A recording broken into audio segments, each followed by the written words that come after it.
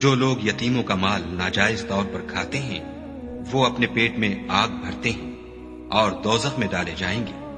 خدا تمہاری اولاد کے بارے میں تم کو ارشاد فرماتا ہے کہ ایک لڑکے کا حصہ 2 لڑکیوں کے حصے کے برابر ہے، اور اگر اولاد میت صرف لڑکیاں ہی ہوں یعنی 2 یا 2 سے زیادہ تو کل ترکے میں ان کا 2/3، اور اگر صرف ایک لڑکی ہو تو اس کا حصہ نصف، اور میت کے ماں باپ کا یعنی دونوں میں سے ہر ایک کا ترکے میں 6واں حصہ، بشرطے کہ میت کی اولاد ہو، اور اگر اولاد نہ ہو اور صرف ماں باپ ہی اس کے وارث ہوں تو 1/3 ماں کا حصہ، اور اگر میت کے بھائی بھی ہوں تو ماں کا 6واں حصہ۔ اور یہ تقسیم ترکہ میت کی وصیت کی تعمیل کے بعد جو اس نے کی ہو یا قرض کے ادا ہونے کے بعد جو اس کے ذمے ہو عمل میں آئے گی۔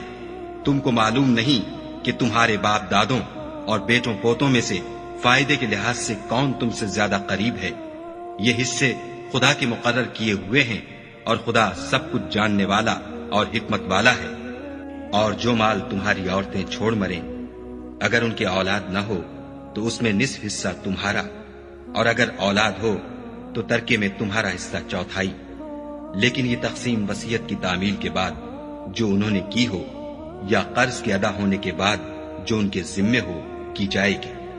اور جو مال تم مرد چھوڑ مرو اگر تمہارے اولاد نہ ہو تو تمہاری عورتوں کا اس میں 1/4 حصہ، اور اگر اولاد ہو تو ان کا 8واں حصہ۔ یہ حصے تمہاری وصیت کی تعمیل کے بعد جو تم نے کی ہو اور ادائے قرض کے بعد تقسیم کیے جائیں گے۔